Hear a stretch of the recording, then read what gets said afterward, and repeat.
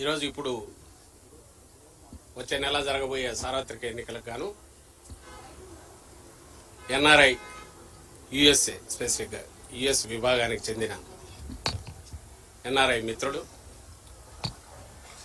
13 వెహికల్స్కు ప్రచార రథాలకు స్పాన్సర్ చేస్తూ మొత్తం తయారు చేయించారు. వాటిని ఇప్పుడే జెండా ఊపి ప్రారంభించి నియోజకవర్గాలకు పంపారు.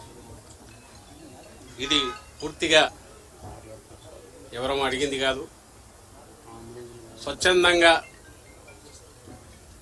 జగన్మోహన్ రెడ్డి గారి అభిమానులు, వైఎస్ఆర్ కాంగ్రెస్ పార్టీ అభిమానులు యుఎస్లో ఉన్నవారు వాళ్ళంతటా వాళ్లే ఈ 5 ఏళ్లుగా జరిగిన సంక్షేమ అభివృద్ధి ఏదైతే ఉందో, జగన్మోహన్ రెడ్డి గారి పాలన ఏ రకంగా అయితే రాజన్న రాజ్యం అంటే రామరాజ్యం అని తీసుకొచ్చిందో, అది మరో 5 ఏళ్లు కావాలని ప్రజలందరూ ఆకాంక్షిస్తున్నారు.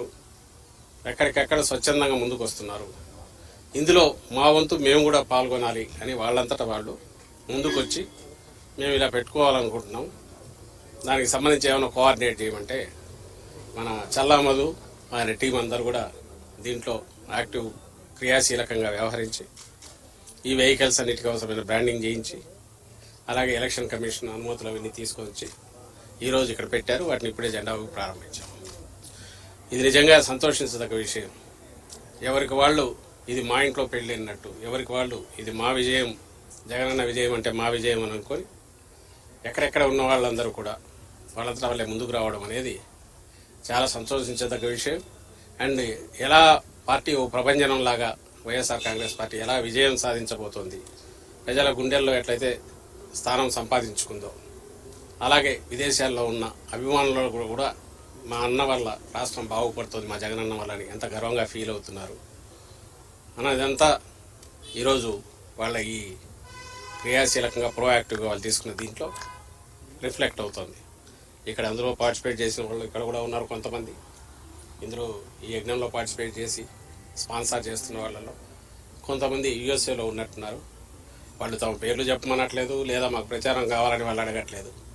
మేము జగనన్న చేస్తున్న ఈ యజ్ఞంలో మేము కూడా పార్టిసిపేట్ చేయాలనుకుంటున్నాం.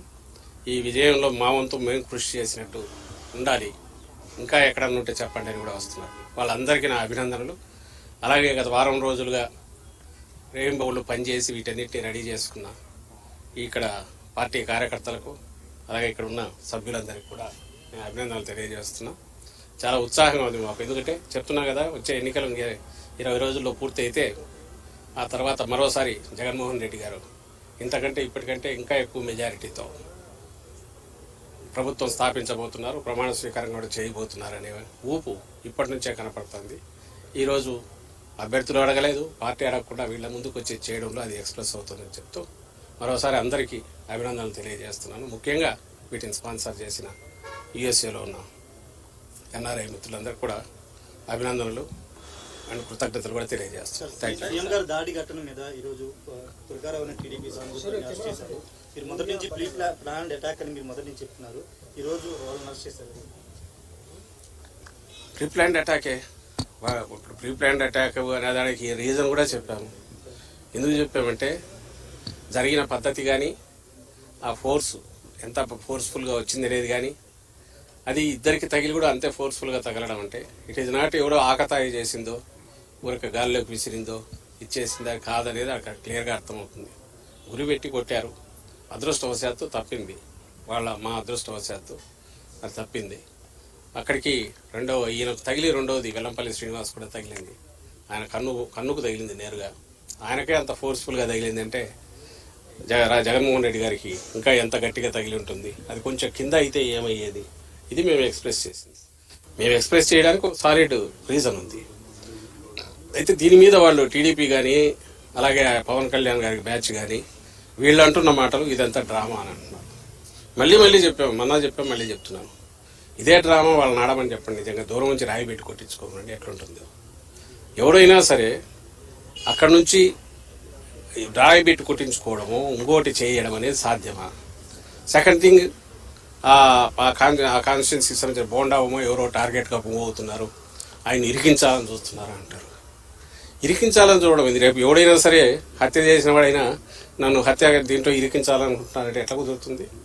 When there is a reason, valid reason to doubt, దాని మీద ఇన్వెస్టిగేషన్లో తేలినప్పుడు దీని వెనక ఏదైనా కుట్ర ఉంది, కొట్టినవాడు ఎవరు, దాని వెనక కుట్ర ఉంది. కుట్ర ఉంది అని ఎందుకు అనుకుంటున్నామంటే అది సాహసం. ముఖ్యమంత్రి గారి మీద గురిపెట్టి ఒక వెపన్తోనో ఇంకో రకంగానో లేదా గట్టిగా తగిలే రకంగా సాహసం ఎవరు చేయగలరు?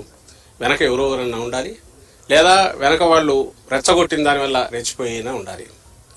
ఇందులో ఎంతవరకు ఆ వెనక ఉన్న వాళ్ళ పాత్ర ఉంది అనేది కూడా ఇన్వెస్టిగేషన్ దాని ప్రకారం మూవ్ అవుతారు. ఇందులో ఒక నిరికించేది ఏమి ఉండదు. వాళ్ళు చేసి ఉంటే దొరుకుతారు, దొరికితే చట్టం పని తను చేసుకుపోతుంది, లేదు అనుకుంటే అక్కడికి ఆగుతుంది. కానీ ఒకటి ఖాయంగా కనపడేది ఏదంటే ఇది ఒక పథకం ప్రకారం జరిగింది అనేది మేము ఏదన్నామో అది రుజువు అవుతుంది. అలా అనడానికి కూడా వ్యాలిడ్ రీజన్ మననే చెప్పాం. అలాగే మళ్ళీ చెప్తున్నాం, ఒకవేళ ఇది ఎవరైనా డ్రామాలు అనుకుంటే, ఆ రోజు కత్తితో 19లో జరిగిందైనా, ఈరోజు రాయితో తగిలిందైనా, ఆ డ్రామా ఏదో వాళ్ళని ఎనాక్ట్ చేసి చూపమంటున్నాం. ఒకవేళ వాళ్లకు కావాలంటే దూరం నుంచి ఒకటి వేయించుకొని రాయి ఎక్కడ తగులుతుందో ఆ సాహసం చేయమనండి. తలకాయ ఉండేవాడు ఎవడైనా డ్రామాలు వేసేవాడు అర్థం చేయించుకుంటాడా? ఏమన్నా దానికి వాళ్ళే ఆన్సర్ ఇవ్వాలి. ఈ రోజు కూడా అదే మాట్లాడుతున్నారు. వాళ్ళంతటా వాళ్ళే 2 స్టోరీలు రాస్తున్నారు. వాళ్ళంతటా వాళ్ళే మేము ముందే చెప్పినట్టుగా ఇరికించాలని చూస్తున్నారని.